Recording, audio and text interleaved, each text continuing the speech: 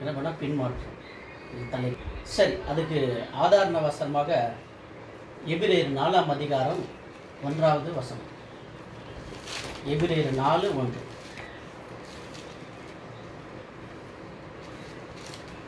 ஆனபடியினாலே அவருடைய இளைப்பாறுதலில் பிரவேசிப்பதற்கு ஏதுவான வாக்குத்தத்தம் நமக்கு உண்டாயிருக்க, உங்களில் ஒருவனும் அதை அடையாமல் பின்வாங்கி போனவனாக காணப்படாதபடிக்கு பயந்திருக்க கடவோம். இதுதான் நம்முடைய தலைப்பு. இதுதான் தலைப்புடைய ஆதார வசனம். இது அப்போஸ்தலனாகிய பவுல் வந்துட்டு விசுவாசிகளுக்கு ஒரு எச்சரிக்கையான ஒரு வார்த்தையை என்ன பண்ணுறாரு, சொல்கிறார். இப்போ நம்மளுடைய பழைய வாழ்க்கையை நம்ம பின்னாடி திரும்பி பார்க்கலாம். இப்போ இதுக்கு முன்னாடி தேவன் அறியறதுக்கு முன்னாடி நாமெல்லாம் எப்படி அறியலாம்? உலகத்தாரை போல எல்லா உலக காரியத்திலும், எல்லா செயலும், எல்லா பாவ காரியத்திலும் நம்ம என்ன பண்ணுறோம்? அப்படி தான் ஈடுபட்டு அப்படி தான் வாழ்ந்து கொண்டு இருந்தோம் இந்த உலகத்தில். நம்ம முன்னாடி நம்முடைய சத்தியத்தை அறியத்துக்கு முன்னாடி இருந்த ஒரு வாழ்க்கை அப்படி தான் நம்மளுடைய வாழ்க்கை இருந்தது. ஒரு காலம் வந்த உடனே நம்மளுக்கு தேவனுடைய கிருபையில் என்ன பண்ணுறது, தேவனுடைய வார்த்தையை கேட்கும்படி தேவன் நம்மளுக்கு தயவு செஞ்சிருக்கிறார். ஒரு வார்த்தை கேட்டோம், சத்தியத்துக்குள்ளாக நம்ம என்ன பண்ணலாம், ஞானஸ்நானத்தை எடுத்து கிறிஸ்துக்குள் நம்ம என்ன பண்ணோம், ஜீவிக்கிறதுக்காக நம்ம உடன்படிக்கை செஞ்சு நம்ம கிறிஸ்துக்குள்ளே வந்திருக்கிறோம். நம்ம ஆரம்ப காலத்தில் இருந்த அந்த வாஞ்சை எப்படி இருந்துச்சு? சத்தியத்துக்காக எங்கே கேட்டாலும் எங்கே கூப்பிட்டாலும் ஓடுவோம் சத்தியத்தை கேட்கறது. அப்படி ஓடி இருந்த அந்த வாழ்க்கையில் சகோதர அன்பு, தேவன் மேலே இருந்த பயம், இதெல்லாம் நல்லா இருந்தது. இப்போ ஆரம்ப காலத்தை நம்ம பாலப் செடி கேட்கும்போது இல்லையா, கேட்கும்போது அந்த ஒரு நிலையில் தான் எல்லாமே இருந்தோம். இப்படி நான் கூட தான். ஏன்னா கிளாஸ் எல்லாம் அப்போல்லாம் நிறைய எடுப்பாங்க, ஓடுவோம், எங்கே இருந்தாலும் ஓடி போவோம், ஓடுவோம் தேவனுடைய வார்த்தை கேட்குறது. அப்படி இருந்த வாழ்க்கையில்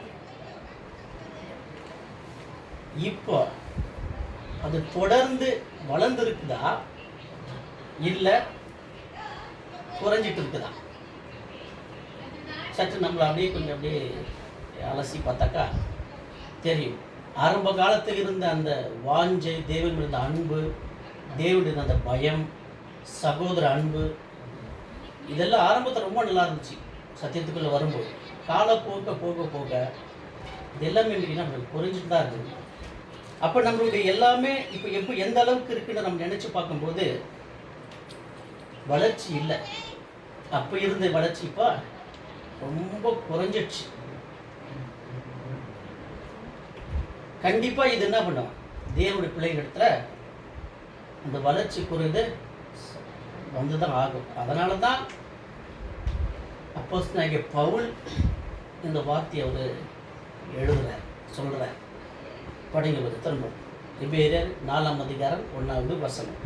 ஆனபடியினாலே அவருடைய இளைப்பாறுதலில் பிரவேசிப்பதற்கு ஏதுவான வாக்குத்தத்தம் நமக்கு உண்டாயிருக்க, உங்களில் ஒருவனும் அதை அடையாமல் பின்வாங்கி போனவனாக காணப்படாதபடிக்கு பயந்திருக்க கடவோம். உங்களில் ஒருவனும் அதை அடையாமல் பின்வாங்கி போவனாக காணப்படாதபடிக்கு பயந்திருக்க கடவோம். பயம் இருக்கணும், பயம் இருந்துகிட்டே தான் இருக்கணும். எப்பவுமே இந்த உற்சாகம் இருந்துகிட்டு இருக்காது. இந்த உற்சாகம் குறைகிறதுக்கு வாய்ப்புகள் இருக்கிறதுக்காகத்தான் ஒரு பயம் நமக்கு இருக்கணும். இது குறைந்து போகக்கூடாது என்கிற ஒரு பயம் நமக்கு இருந்துகிட்டே இருக்கணும்னு தான் இங்கே அப்போஸ்தலனாகிய பவுல் சொல்றார். ஏன்னா இது வரும், பின்வாங்கி போவதற்கான காரணம் வழிகள் நமக்கு வரும். அதனால நீங்க என்ன பண்ணணும், இது குறிச்சான ஒரு பயம் நமக்குள்ள இருந்துகிட்டு தான் இருக்கணும். அதுக்காகத்தான் அவர் அங்க அப்படி சொல்றாரு. இப்போ கேள்வி, நம்முடைய நிலைமை என்ன? இப்போ நம்முடைய நிலைமை எப்படி இருக்கு சொல்லுங்களேன். நம்முடைய நிலைமை எப்படி இருக்குது? ஒரு மாதிரியாக இருக்குது. மாதிரின்னா முன்ன இருந்த விட இப்போ என்ன பண்ணுங்க இல்லை அந்த பயமே இல்லை இல்லையா? ஒரு சிலரிடம் ஆதியில் இருந்த தேவ அன்பு இன்னைக்கு குறைஞ்சிடுச்சு. நம்ம நிறைய பேர் பார்க்குறோம். முன்னாடி இருந்த அந்த அன்பெல்லாம் என்ன பண்ணுது இப்போ சகோதரத்தில் ரொம்ப குறைஞ்சிடுச்சு. ஒரு சில சகோதரத்தில் ஐக்கியம் ரொம்ப இல்லவே இல்லை. அது ஐக்கியம் தேவனுடைய இதெல்லாம் அன்பு அந்த இதெல்லாம் குறைஞ்சி போயிடுச்சுங்க. சிலரிடத்துல வாரத்தில் 6 நாளும் நீங்கள் கிளாஸ் வச்சாலும் அவங்க போவாங்க வருவாங்க கேட்பாங்க. ஆனால் இப்போ எப்படி இருக்குதுனாக்கா ஞாயிற்றுக்கிழமை சபைக்கு வர்றது கூட இப்போ தயங்குறாங்க. ஆன்லைனில் ஏதாவது சான்ஸ் கிடைக்குமா, ஆன்லைனில் என்ன வர்றதுக்கு முடியுமா, அப்படி ஒரு நிலைமை இன்னைக்கு என்ன பண்ணுதுங்க வந்துட்டு இருக்குது. உற்சாகமெல்லாம் குறைஞ்சி போயிடுச்சு. 6 நாளைக்கு நாங்கள் வச்சாலும் நாங்கள் தேவனுடைய வார்த்தை கேட்போம், ஓடுவோம், ஓடிடுவோம், உட்காருவோம், தேவனை ஆராதிப்போம், எல்லாம் இருந்தோம். ஆனால் வாரத்தில் ஞாயிற்றுக்கிழமை ஒரு நாள் சபைக்கு வர்றதுக்கு இப்போ எப்படி ஆச்சுனாக்கா ஆன்லைன் தேட ஆரம்பிச்சுட்டுக்கிறாங்க. வர்றதுக்கு கூட என்ன பண்ணுங்க இஷ்டப்பட மாட்டேன்றாங்க. ஏன்னா பேக்கப் ஆகிட்டு அவ்வளோ உற்சாகம். முன்னாடி இருந்த அந்த உற்சாகம் எல்லாமே குறைந்து போயிட்டு நீங்கள் ஆகிட்டுங்க ஆன்லைனில் கலந்துக்கலாம் என்ற அப்படி ஒரு சூழ்நிலை இன்னைக்கு வந்துட்டு இருக்குது. ஆவியில் ஆரம்பித்த நம்முடைய வாழ்க்கை எங்கே குறைஞ்சிட்டு இருக்குதுன்றது என்ன பண்ணலாம், எதில் குறைஞ்சிடுச்சு அதை நம்ம பார்க்கணும். ஆரம்பத்தில் நல்லா உற்சாகமாக இருந்துச்சு, ஏன் இப்போ குறைஞ்சிடுச்சு? இதை நம்ம இன்னைக்கு பார்த்துருக்குறோமா? யாரும் பார்க்கறதில்ல, போயிட்டு இருக்கிற அப்படியே. அப்போ நம்மளுடைய வாழ்க்கையில் என்ன தவறு வந்துட்டு இருக்குது? நம்முடைய பின்மாற்றத்துக்கு அந்த ஆவிக்குரிய அந்த வளர்ச்சி அந்த குறைவு என்ன பின்மாற்றம் வந்துட்டு தவறு எங்கே தான், எதுதான் காரணம், இதுக்கு என்ன தவறு, என்ன எங்கே நம்மகிட்ட என்ன இருக்குது, இதெல்லாம் நம்ம என்ன பண்ணலாம் அலசி பார்க்கணும். அப்போ இருந்த உற்சாகம் ஏன் இல்லை இப்போ? இதெல்லாம் நம்ம நினைக்கணும். நினைச்சாதான் அதுக்கான காரணங்கள் பதில்கள் எல்லாம் என்ன பண்ண நம்மளுக்கு அதை பற்றி கிடைக்கும். அப்போ ஏன் இந்த பின்மாற்றம்? இதை தான் நம்ம இன்னைக்கு என்ன பண்ண போகிறோம் பார்க்க போகிறோம். இதை நம்ம புரிஞ்சிக்கணும்னாக்கா இஸ்ரேல் ஜனங்களுடைய வாழ்க்கையில் நடந்த ஒரு சம்பவம், அவங்களுடைய வாழ்க்கையில் இப்போ நம்மளுடைய பின்மாற்றத்துக்கு என்ன காரணத்தை அங்கே போய் பார்த்தா தான் தெரியும். அவங்களுடைய வாழ்க்கையில் எப்படி என்ன நடந்தது அதை பற்றி தான் நம்ம என்ன பண்ணிக்கலாம் இன்னைக்கு ஒரு பாடமாக பார்க்குறோம். அதில் தான் நம்ம இன்றைக்கி கற்றுக்கொள்ளக்கூடிய காரியங்களை நாம் பார்க்கலாம் இன்றைக்கி.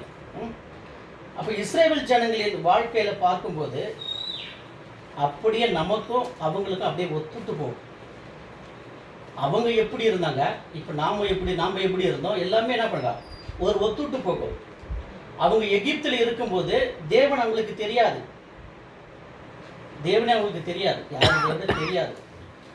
மோசே தேவன் உங்களை அழைக்கிறார் என்று சொல்லும்போது கூட அவருடைய பேர் என்னன்னு சொல்லி கேட்டவங்க இல்லைங்களா? அப்படி அதே போல தான் அவங்களுக்கு தேவனை தெரியாது. நாம் கூட எப்படி இருந்தோம், தேவனை தெரியாம தான் இருந்தோம், தேவன் யாருன்னே தெரியாது. அப்படி இருந்தால் நம்மளை கூட என்ன பண்ணுது தேவனை அழைச்சிருக்காரு. அவங்களும் அங்கே மோசையை மூலியமா என்ன பண்ண அந்த அடிமையிலிருந்து பாவத்திலிருந்து அழைச்சாருங்களா, அவங்களுக்கு கூட தேவனை யாருன்னு தெரியாது, அந்த நிலையில இருந்தாங்க. அதே போல தான் இது நமக்கும் நம்மளுக்கு அந்த ஒத்துட்டு போகுது. தேவன் அவங்களை கானான் தேசத்துல வச்சிருக்கிற ஆசீர்வாதம் அவங்களுக்கு தெரியாம போயிடுச்சு. அவங்களுக்கு கானானுக்கு தான் கொண்டு போகணும் ஆசீர்வாதம் கொடுத்தாரு, அது கூட அவங்களுக்கு தெரியல. அப்ப நம்ம கூட எப்படி நித்திய ஜீவனை கொடுக்குறேன்னு சொல்லியிருக்கிறாரு, ஆனா அதெல்லாம் நம்ம மறந்துட்டுக்கிறோம். இன்னைக்கு மறந்துட்டு வேற ஏதோ ஒரு வழியில நம்ம என்ன பண்ணிக்க போய்கொண்டிருக்கிறோம். முற்பிதாக்களுக்கு அவங்களுக்கு சொன்ன ஆசீர்வாதம் கூட அவங்களுக்கு தெரியாது. யாருக்கே இஸ்ரேல் ஜனங்களுக்கு ஒரு நம்பிக்கையற்ற நிலையில தான் அவங்க இருந்தாங்க. அவங்களோட வாழ்க்கை அப்படிதான் இருந்துச்சு. அப்படியே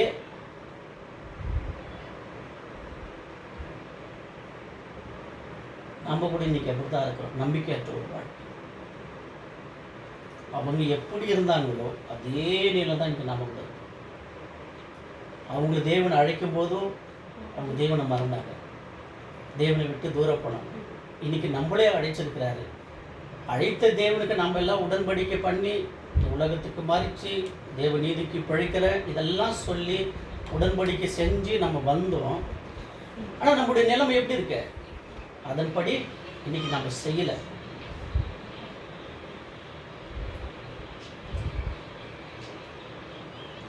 அப்போ இந்த இஸ்ரேல் மக்கள் மோசே தேவனுடைய பேரை அங்கே வெளிப்படுத்துகிறார். அவங்க எகிப்திலிருந்து கூட்டி வராரு. அவங்க எல்லா இதுலேருந்து கூட்டி என்ன பண்ணுறாரு, அந்த கஷ்டத்துலேருந்து அந்த அடிமையிலேருந்து என்ன பண்ணுறாரு, அவர் எகிப்து கூட்டிகிட்டு வர்றாரு. எதுக்கு? கானான் தேசத்துக்கு கொண்டு போகிறதுக்காக அவர் கூட்டிகிட்டு வர்றாரு. இதை நம்ம அவங்க நல்லா சந்தோஷமாக வர்றாங்க, ரொம்ப உற்சாகத்தோடு வராங்க, பலி செலுத்துக்கிறதுலாம் வர்றாங்க. வாசிக்கல நம்ம என்னாகமோ 14ஆம் அதிகாரம் 1லிருந்து 4 வசனம் ஒரு வசனமாக படிக்கிறோம். என்னாகமம் 14ஆம் அதிகாரம் 1லிருந்து 4. அப்பொழுது சபையார் எல்லோரும் கூக்குரலிட்டு புலம்பினார்கள். ஜனங்கள் அன்று முழுவதும் அழுது கொண்டிருந்தார்கள்.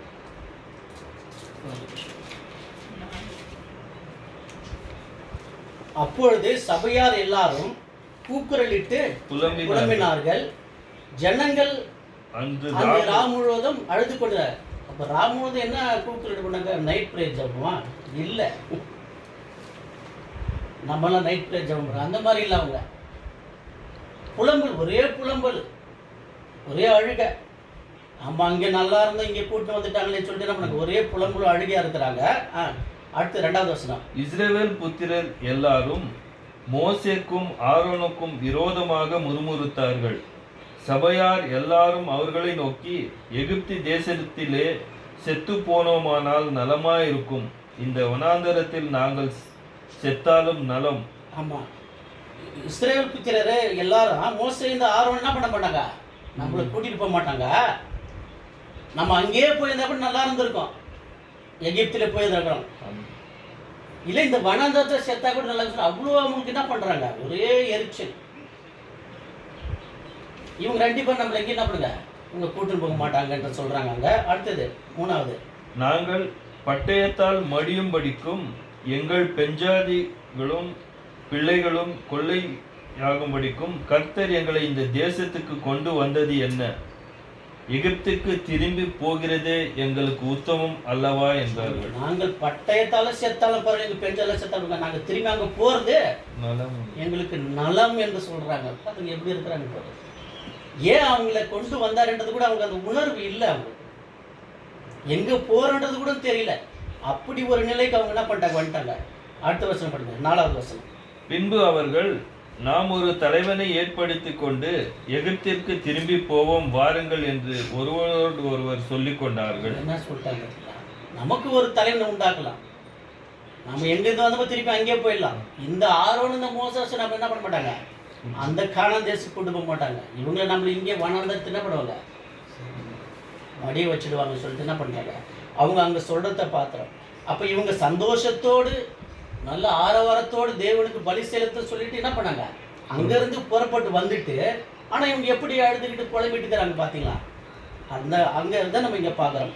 அப்போ இந்த சோர்வு ஏன் இந்த சோர்வு, ஏன் இந்த பின்மாற்றம்?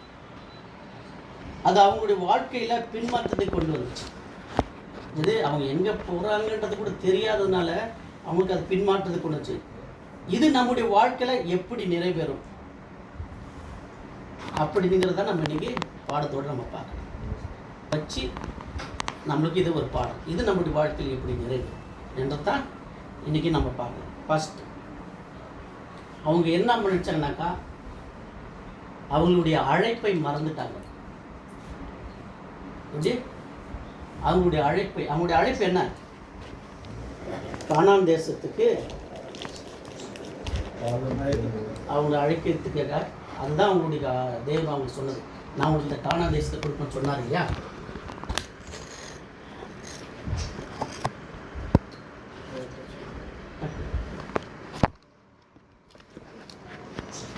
கானான் தேசத்துக்கு கொடுக்குற சொன்னீங்களா, அந்த கானான் தேசத்துக்காக தான் அவங்க அழைக்கப்பட்டாங்க. அப்போ நாம் எதற்காக அழைக்கப்பட்டிருக்கிறோம்? நித்திய ஜீவனுக்கு தேவன் என்ன பண்ணுற கொடுக்குறேன்னு சொல்லிக்கிறாங்க இல்லையா, அதுக்காகத்தான் நம்ம என்ன பண்ணுங்க அழைக்கப்பட்டிருக்கிறோம்.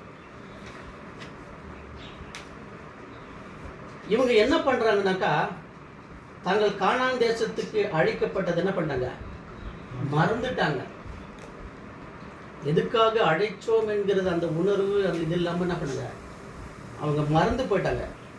அப்போ இந்த சூழ்நிலையில் பெருசாக அங்கே அந்த வனாந்தர வாழ்க்கையை அவங்க என்ன நினச்சிட்டாங்க, இது ரொம்ப பெருசாக நினச்சிட்டாங்க. அவங்களுக்கு அழைச்ச கானான் தேசம் கொண்டு போன சொல்றத அந்த கானானே மறந்துட்டாங்க. அந்த வனாந்தரத்தை அந்த நடக்கிற அந்த சுச்சுவேஷன் அவங்களுக்கு அதை தான் அவங்களுக்கு ஒரு பெரிய பாரமாக ஒரு வலியாக, அது என்னமோ அவங்களுக்கு எதுவும் அவ்வளோ ஒரு கஷ்டப்படுத்துகிற மாதிரி அவங்க அதை நினச்சிட்டு என்ன பண்ணிட்டாங்க, அங்கே அவங்களுடைய பின்மாற்றத்துக்கு அது ஒரு காரணத்தை கொண்டு வந்துடுச்சு. ஆனால் அது நிரந்தரம் கிடையாது, தற்சமயம் தான் அது அந்த வனாந்தர வாழ்க்கை இல்லை, கொஞ்ச நாளைக்கு தான் இல்லையா, அதை அவங்க உணரலை. ஏன்னா தேவன் அங்கே சொன்னார் இல்லையா, கண்டிப்பாக கொண்டு போவார்ன்றது அந்த உணர்வு அவங்களுக்கு இல்லாமல் போயிடுச்சு. அந்த கொஞ்ச நேரத்துக்காக அவங்க என்ன பண்ணாங்க, அதை அவங்களுடைய அழைப்பு என்ன பண்ணாங்க மறந்துட்டாங்க. இதில் நமக்கு என்ன பாடம்னாக்கா, எபேசியர் 4ஆம் அதிகாரம் 1-3 வசனம்.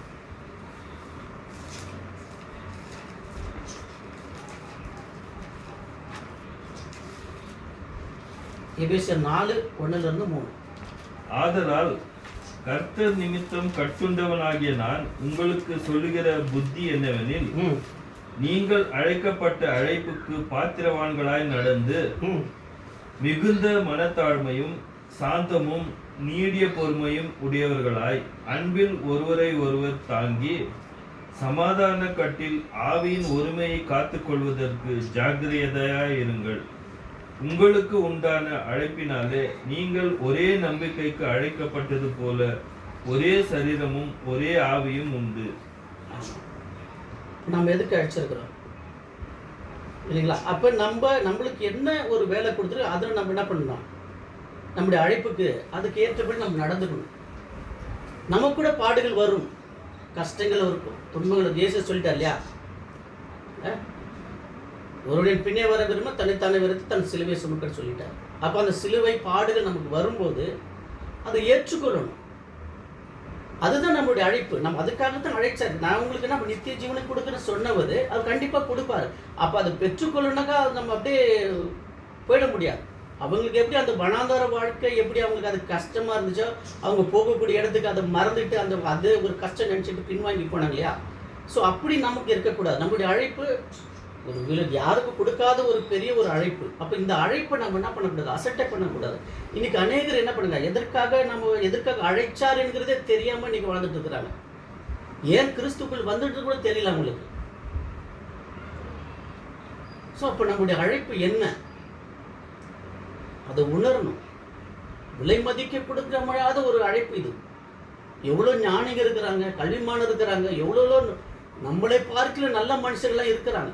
அவங்களுக்கெல்லாம் கிடைக்காத ஒரு சத்தியம், கிடைக்காத ஒரு அழைப்பு நமக்கு தேவன் அழைச்சிருக்கிறாருனாக்கா, அப்போ நம்மளுடைய பாடுகள், நம்மளுடைய பிரச்சனை, நம்மளுடைய சூழ்நிலை, கஷ்டம், இதையே நம்ம நினச்சிட்டு இதே ஒரு பாரமாக நினச்சிட்டு தேவனை விட்டு பின்வாங்கி போகிறது சரியானதா இல்லை என்றதான் நம்ம இங்கே உணர்வு. இதுதான் நம்மளுடைய பாடு. அவங்க எப்படி அதை பாரமாக நினைச்சாங்களோ, ஆனால் அப்படி நமக்கு வருகிற பாடல்கள் நம்ம என்ன பண்ணுங்க, இப்படி பாரமாக எடுத்துக்கூடாது. அப்போ நம்முடைய அழைப்புக்கு நம்ம என்ன செய்யணும், அதை தான் பற்றி நம்ம என்ன பண்ணோம், அதுக்கான காரியங்களை தான் நம்ம செஞ்சுட்டு நம்ம தேவனுடைய வாழ்க்கையில் நம்ம வாழணுன்றது தான் இங்கே பார்க்குறோம். ரெண்டாவது, அவங்க சேரக்கூடிய இலக்கு, அதை மறந்தாங்க. அவங்களுடைய இலக்கு எது, கானான் இல்லைங்களா. அந்த கானானுக்கு போகிறதே அவங்க மைண்டில் இல்லை. அது நமக்கு ஒரு இலக்கு தான், அதை நோக்கி தான் நம்ம ஓடணும் இல்லையா. அதை விட்டு நம்ம என்ன பண்ண போகக்கூடாது. ஸோ அவங்களுக்கு சொன்ன ஒரு 8 அது சிந்தியோடு இருந்ததுனாக்கா அதை என்ன பண்ண கண்டிப்பாக அவங்க அதை பெற்றுக்கொண்டு இருப்பாங்க. ஆனால் அது என்ன பண்ணாங்க, அந்த இலக்கை நோக்கி அவங்க என்ன பண்ணுங்க ஓடலை. அவங்களுக்கு அந்த வாழ்க்கையே தான் அவங்களுக்கு அது ஒரு கஷ்டம் இல்லைன்னாங்க. அப்போ நம்ம கூட என்ன பண்ணுங்க, நம்முடைய இலக்கு எது, பரவாயில்ல காரணம் நம்மளுடைய நித்திய ஜீவன். அந்த இது குறிக்கோள் தான் நாம் போகணும். அப்போ ஜெபம் பண்ணிட்டா, ஜெபம் பண்ணுறது, பைபிள் படிக்கிறது, சபை கொடுது, இதெல்லாம் பண்ணால் நம்மளுக்கு அதை அடைஞ்ச முடியுமா?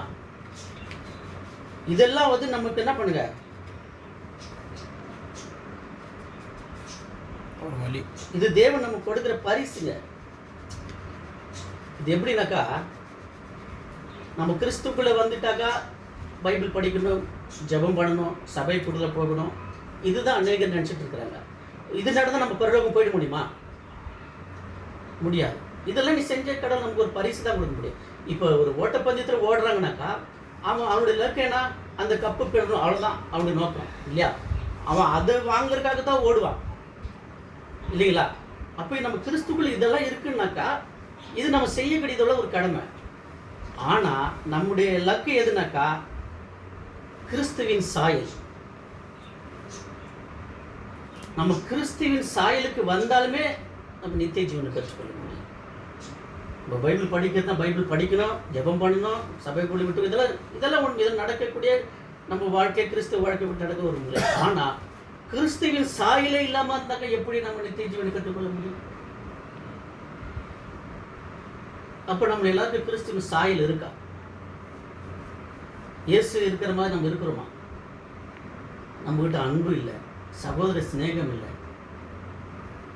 சரியான கூடுகை இல்லை, சரியாக வேதத்தை வாசிக்கிறது இல்லை, அன்பு கிடையாது. ஆனால் இயேசு கிட்ட இந்த குணம், அந்த சாயல் இருந்தால் தானே நம்ம வாழ முடியும், கிறிஸ்துவ வாழ முடியும். இதெல்லாம் நம்ம சிந்திக்கணும். ஏன்னா அவங்களுடைய இலக்கு மறந்துட்டாங்க. அப்போ நம்முடைய இலக்கு கிறிஸ்துவின் சாயலுக்கு நம்ம மாறக்கூடியது தான் நம்முடைய இலக்காக இருக்கணும். அது மாறிட்டோம்னாக்கா நம்ம நித்திய ஜீவனை பெற்றுக்கொள்ள முடியும். இப்போ நமக்குள்ள அந்த கிறிஸ்துவின் சாயலை கொண்டு வரணும். கிறிஸ்து எப்படி நடந்தாரோ அப்படி நாம் என்ன பண்ணணும், அந்த சாயலுக்குள்ளாக வரணும். அதுதான் நம்முடைய இலக்கு. இலக்கை நோக்கி ஓடுனாக்க இது கிறிஸ்துவை நோக்கி ஓடு, கிறிஸ்துவை பார்த்து ஓடு. கிறிஸ்து எப்படி இருக்கிறாரு, அவர் எப்படி பண்ணாரு, அதை தான் நம்மளுடைய நோக்கமாக. கண்டிப்பாக அது நிச்சயமாக நம்ம என்ன பண்ணலாம், அந்த நித்திய ஜீவனை பெறலாம். மூணாவது, அவங்க எதை நினைச்சாங்கனாக்கா எகிப்தை நினைச்சாங்க. திரும்பி நான் எகிப்துக்கே போயிடலாம், அங்கே போனால் நல்லா இருக்கும்னு சொல்லிட்டு வாசித்து என்னாகத்தில் திருப்பி படிக்கிறது. என்னாகும் 16:13.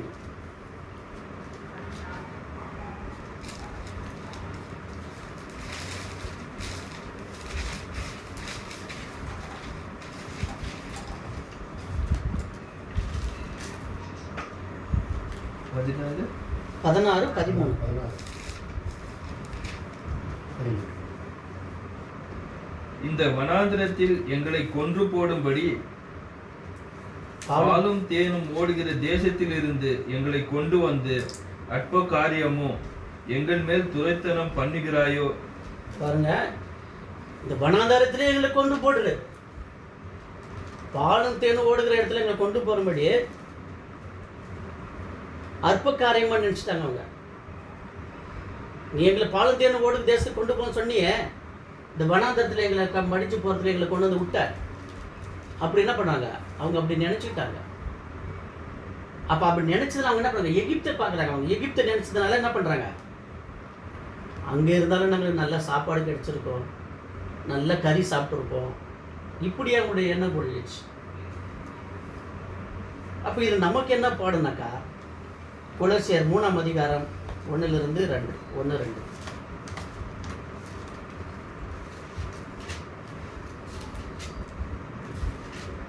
நீங்கள் கிறிஸ்துவுடன் கூட எழுந்ததுண்டானால் கிறிஸ்து தேவனுடைய வலது பார்சத்தில் வீற்றிருக்கும் இடத்தில் உள்ள மேலானவைகளே தேடுங்கள், பூமி உள்ளவைகள் அல்ல, மேலானவைகளே நாடுங்கள். ஆமா, அப்ப அவங்க எகிப்தை நினைச்சாங்க. இன்னைக்கு நாம எதை நினைச்சிட்டு இருக்கிறோம், மேலானவைகளை தேடுறோமா இல்ல உலகத்தை நினைச்சிட்டு இருக்கிறோமா? உலக காரியத்துல. இதுல நமக்கு ஒரு முக்கியமான ஒரு பாடம். இதெல்லாம் நம்முடைய பின்மாற்றத்துக்கான விளைவுகள் இப்படிதான் வரும். இப்ப நம்மளுடைய பழைய வாழ்க்கைக்கே திரும்பி போன மாதிரி அவங்க எப்படி எகிப்தை நினைச்சாங்களோ அந்த மாதிரி தான் நாம கூட நினைச்சிட்டு இருக்கோம். நல்ல ஒரு வாஞ்ச சத்தியத்துக்குள்ள நல்லா இருந்தோம், ஆனால் காலப்போக்கு போக போக நம்முடைய வாஞ்சையில் குறைந்து போயிடுச்சு. சத்தியத்து மேலே ஒரு வாஞ்சையே கிடையாது. அன்புக்கு தேவன் அன்பு இல்லை, பயம் இல்லை, எல்லாமே குறைஞ்சு போயிட்டோம்னா அந்த உலகத்தை இப்போ நம்ம பழைய வாழ்க்கையை திரும்பி பார்த்துட்டு இருக்கிறோம். பழைய காரியங்களை தான் யோசிக்கிறோம். முன்னாடியெல்லாம் நல்லா ஜாலியாக இருந்தோம். இங்கே போனோம், அங்கே பிக்சர் பார்த்து, இங்கே பார்த்து, அவங்க சுற்றணும், அங்கே போனோம், இதெல்லாம் பண்ணோம், எவ்வளோ ஒரு சந்தோஷமாக இருந்தோம். ஆனால் இங்கே வந்துட்டு சபை கிறிஸ்துக்குள்ளே வந்துட்டு என்னடா ஒரு வாழ்க்கை,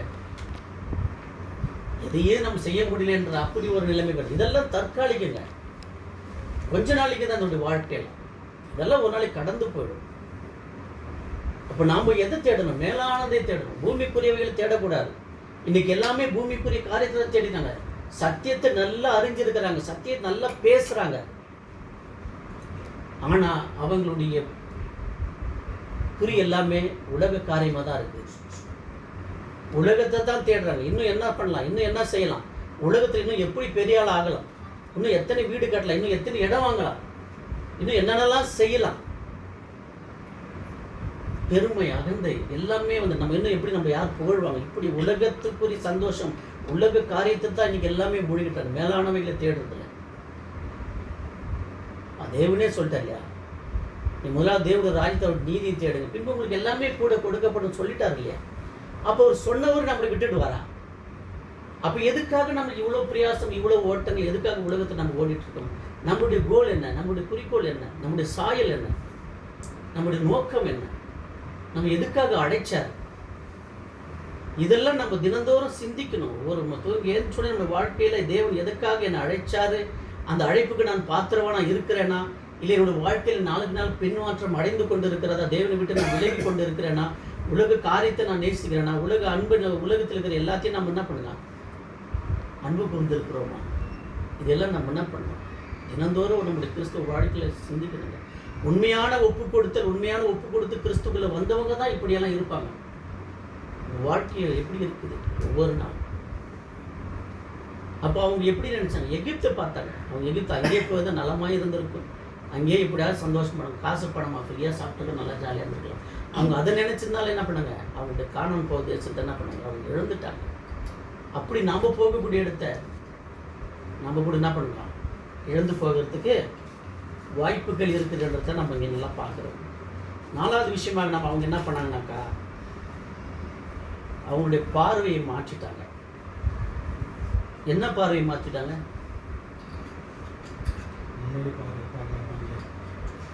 தேவன் போக சொல்லக்கூடிய இடத்துக்கு போகிறத விட அவங்க வேற மாதிரியான பார்வையை மாற்றிட்டாங்க. கானான் தேசத்தில் வேவு பார்க்கும்போது 12 பேர் என்ன பண்ணுவாங்க, அனுப்புறாரு இல்லைங்களா. அப்போ அவங்க என்ன பண்ணாங்க, அவங்களுக்குன்னு ஒரு தலைவர்களை ஏற்படுத்தி, அந்த 12 பேர் சாதாரண ஆளு கிடையாது. அவங்க ராஜா, அவங்க பெரிய ஆளுங்க இல்லைங்களா.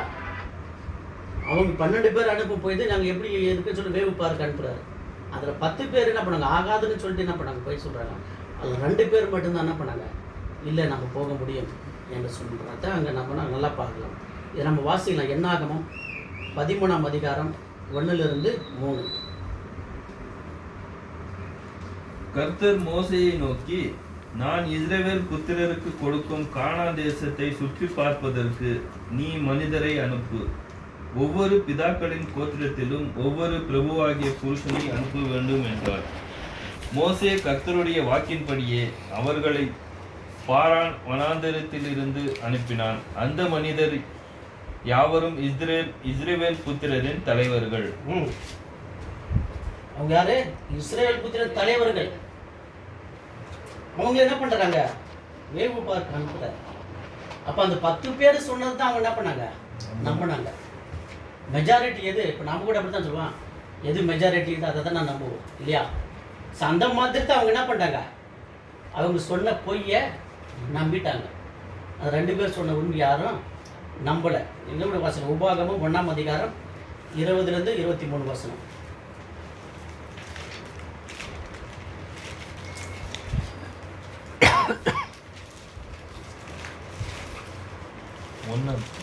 உபாகமம் 1ஆம் அதிகாரம்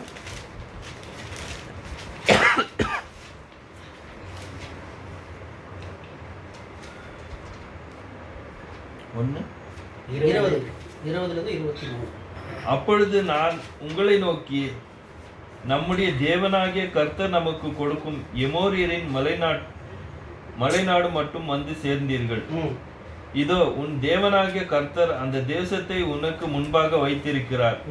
உன் பிதாக்களுடைய தேவனாகிய கர்த்தர் உனக்கு சொன்னபடியே நீ போய் அதை சுதந்திரித்துக் கொள், பயப்படாமலும் கலங்காலமும் இரு என்றேன். என்ன சொல்றாருனாக்கா, அங்க தேவனே சொல்றாரு, அதை நான் உனக்கு கொடுப்பேன், நீ இப்ப சுதந்திரம் சொல்றாரு. ஆனா அந்த வார்த்தையை அவங்க என்ன பண்ணல, கேட்கல. அப்பொழுது நீங்கள் எல்லோரும் என்னிடத்தில் வந்து நமக்காக அந்த தேசத்தை சோதித்து பார்க்கவும், நாம் இன்ன வழியாக அதில் சென்று இன்ன பட்டணங்களுக்கு போகலாம் என்று நமக்கு மறு செய்து கொண்டு வருவோம், நமக்கு முன்னாக மனிதரை அனுப்புவோம் என்றீர்கள். இது தேவன் சொல்லல. நீங்க போயிட்டு நான் சொல்றேன் 10 பேர் 12 பேர் போய் அனுப்பி பாருங்க, இவங்களாவே தான் சொல்றாங்க. ஆனா நான் நிறைய பேருக்கு தேவன் தான் அங்க போய் 10 பேர் நீங்க ஆள விட்டாச்சு இல்லை, அங்க கிளீனா சொல்லிட்டு பாருங்க. அப்பொழுது நீங்கள் எல்லாரும் என்னிடத்தில் வந்து நமக்காக அந்த தேசத்தை சோதித்து பார்க்கவும், நாம் இன்ன வழியாக அதில் சென்று இன்ன பட்டணங்களுக்கு போகலாம் என்று நமக்கு மறு செய்தி கொண்டு வரவும், நமக்கு முன்னாக மனிதரை அனுப்புவோம் என்றார்கள். இவங்க தான் அனுப்புறாங்க, தேவன் சொல்லல. அப்ப இவங்களே போயிட்டு அதை போய் நீங்க சுத்தி பாட்டு வாங்க, நம்ம போக முடியுமான்னு இவங்க தான் அனுப்புறாங்க. அடுத்து படிங்க 23. அது எனக்கு நன்றாய் கண்டது. கோத்திரத்திற்கு ஒருவனாக 12 மனிதரை தெரிந்தெடுத்து அனுப்பினேன். ஆமா பாருங்க, மோசே தான் அனுப்புறாரு. 12 கோத்து ஆள் கொடுக்குறாங்க. நீங்க தான் சொன்னீங்க போய் பாருங்க. தேவன் என்ன சொன்னாரு, நீங்க சுதந்திரிப்பீங்க, நீங்க போகலான்னு டைரக்டா சொல்லிட்டாரு. ஆனா இவங்களுக்கு அவ்வளவு ஒரு அவநம்பிக்கை. இல்லை நாங்க போய் பார்க்க, எங்களோட தலைவர்கள் நாங்க போயிட்டு அனுப்புறோம், நாங்க போய் பார்த்து என்ன பண்றோம், அதான் வேவு பார்த்து நாங்க எப்படி போக முடியாதுன்னு சொல்லி இவங்களாவே போயிட்டு அந்த காரியத்தை செய்யறாங்க. அப்ப என்ன பண்ணாங்க, அந்த 10 பேர் சொல்ற காரியத்தை தான் அவங்க நம்பிட்டாங்க. அப்ப தேவனுடைய வார்த்தை என்ன பண்ணாங்க அவங்க, நம்மளுக்கு கூட அப்படித்தான் சொன்னார் இல்லையா, நான் உங்களுக்கு நித்திய ஜீவனை கொடு, நான் வந்து போயிட்டு உங்களுக்கு ஸ்தலத்தை என்ன பண்ணுங்க ஆயத்தப்படுத்தி நான் வந்து உங்களை கூட்டிட்டு போகன்னு சொன்னார் நம்ம ஆண்டவராகிய இயேசு. அப்ப அவர் வர வரைக்கும் நம்ம எப்படி இருக்கணும், ஆண்டவர் சொல்லியிருக்கிறார், கூட்டிட்டு போக சொல்லியிருக்காரு. அப்ப அந்த கூட்டிட்டு போகிறதுக்கான என்ன பண்ணாரு, நம்ம அதுக்கு தயாராகணும்.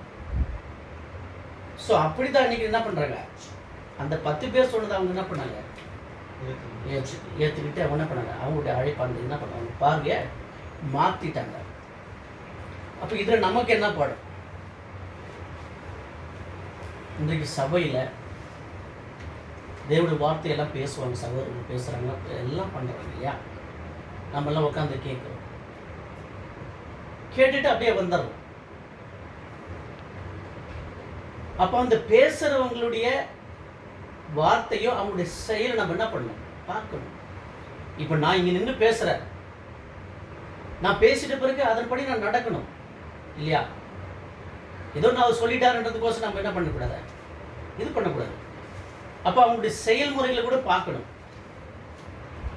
அப்படி பார்த்தாதான் நம்ம என்ன பண்ண ஏற்றுக்கொள்ள முடியும் இல்லையா. அப்ப இது இந்த விஷயத்துல நம்ம ஒன்று பார்க்கணும்னாக்கா பேதுருவை பார்க்கலாம். அவருக்கு எவ்வளவோ இயேசு கொடுத்துட்டு எவ்வளவோ என்ன பண்றாரு, அவ்வளவு ஒரு நெருக்கமா இருந்தார். இங்கே தேவனுடைய குமாரன் கூட சொல்லியிருக்கிறாரு, நான் செத்தா நான் மடிஞ்சாலும் உங்களுக்காக நான் என் உயிரே கொடுத்து கூட எல்லாம் பண்ணேன், இவ்வளோ ஒரு வாஞ்சையில் இருந்தார். ஆனால் அவருடைய பின்மாற்றம் எப்படி இருந்துச்சு, இயேசு பிடிச்சவர் ஓடிட்டார், இயேசு மறுதளிக்கிற அளவுக்கு என்ன பண்ணிட்டாரு, அவர் வந்துட்டார். ஸோ அப்படி நம்ம என்ன பண்ணோம், தேவன் சொல்லியிருக்காரு அந்த விஷயத்தை மட்டும் தான் நம்ம என்ன பண்ணோம், எடுத்துக்கொள்ளணும். அவர் சொன்னால் செய்வார். அப்போ அந்த செயல் அப்படி தான் நம்ம பேசுகிறோன்னா அதன்படி நடக்கணும். அந்த 10 பேர் அவங்க என்ன பண்ணாங்கன்னு அவங்க என்ன சொன்னது கேட்கல, ஆனால் இவங்க சொன்னதை பண்ணால் கரெக்டாக ஆகணும் போது அதை ஏற்றுக்கொள்ளணும். அதை ஏற்றுக்கொள்ள என்ன பண்ணாங்க, அவங்க பார்வையை மாற்றிக்கொண்டதாக பார்க்குறோம். அப்போ நாம் என்ன பண்ணோம், எபிரேயர் 12ஆம் அதிகாரம் 1வது வசனம், மனுஷரை பார்க்கக்கூடாது நம்ம இல்லைங்களா. பார்க்கலாம் எபிரேயர் 12:1. ஆகையால் மேகம் போன்ற இத்தனை திரளான சாட்சிகள் நம்மை சூழ்ந்து கொண்டிருக்க, பாரமான யாவற்றையும் நம்மை சுற்றி நெருங்கி நிற்க, பாவத்தையும் தள்ளிவிட்டு விசுவாசத்தை துவங்குகிறவரும் முடுக்குகிறவரும் ஆகியிருக்கிற இயேசுவை நோக்கி நமக்கு நியமித்திருக்கிற ஓட்டத்தில் பொறுமையோட ஓடப்படவும். யாரை பார்த்து ஓடணும், இயேசுவை பார்த்தா ஓடணும். ஏன்னா அவரு தான் அதை கரெக்டாக ஓடி முடிச்சார். இன்னைக்கு நம்ம எல்லாரும் என்ன பண்ணிடுறோம்? மனுஷரை பார்த்து தான் ஓடிட்டு இருக்கோம். அவர் சொல்லிட்டு போயிடுவார். அவருடைய வாழ்க்கையில் அது மாதிரி நடந்தது கிடையாது. யாரு இப்போ நான் போதிக்கிறேனாக்கா, நான் பேசுகிறேனாக்கா அதைப்படி நடக்கணும், என்னோட செயலை காமிக்கணும். அதுதான் என்னுடைய வார்த்தைகள். ஆனால் இயேசு காமிச்சார். அவர் என்ன பேசுனா அதை காமிச்சார். அப்போ இன்னைக்கு எல்லாரும் எப்படி பண்ணாங்க? போதகரை பார்த்து ஓடுறாங்க, போதகரை பார்த்து மற்ற சகோதரி பார்த்து இவங்க பார்த்து தான் போயிடுங்க. அப்போ அதே தான் அந்த இஸ்ரேல் மக்கள் என்ன பண்ணிட்டாங்க? அவங்கள பார்த்து தான் போயிட்டாங்க, தேவனை பார்க்கல. அவங்க இன்னைக்கு நாம் அப்படி இருக்கக்கூடாது. நம்ம மனுஷரை பார்த்தாலும் ஓடவே கூடாது. இயேசுவை பார்த்து தான் நம்ம என்ன பண்ணோம்? நமக்கு நியமித்திருக்கிற ஓட்டத்தில் நம்ம என்ன பண்ணோம்? பொறுமையோடு ஓடணும். இயேசு ஓடினார், இயேசு ஜெயிச்சார், அவர் சொன்னபடி நடந்தார், செயல் எல்லாமே காமிச்சார். அப்படி நாம தான் என்ன பண்ணோம்? அந்த வழியில் தான் பார்க்கணும். இயேசுவை பார்த்து தான் நம்ம ஓடணும். நம்மளுடைய வாழ்க்கை ஓட்டத்தை இங்கிறதா இங்கே நம்ம அங்கே பார்க்குறோம். 5வது அவங்க என்ன பண்ணாங்கனாக்கா, எகிப்தியருடைய ஆலோசனை கேட்டாங்க. அங்கெங்கே வனாந்தரத்தில் எகிப்தியர் வந்தாங்கன்னு சொல்லிட்டு நீங்கள் எல்லாம் கொஸ்டின் இருக்குல்ல, வருதுதானே? எப்படி அங்கங்கே எகிப்தியர் வந்தாங்க? இஸ்ரேல் ஜனம் தானே வந்தாங்க. எகிப்தியர் எப்படி வந்தாங்க? அவங்க அண்ணன் அவங்க எப்படி எகிப்தியோடைய ஆலோசனை கேட்க முடிச்சாங்க? அவங்களும் கூட வந்தாங்க. அவங்களும் கூட வந்தாங்க. கல்யாணம் இல்லைண்ணா, அவங்களும் கூட வந்தாங்க சில பேர். எப்படி வந்தாங்கனாக்கா, யாத்திராகமம் 12ஆம் அதிகாரம் 38வது வசனம்.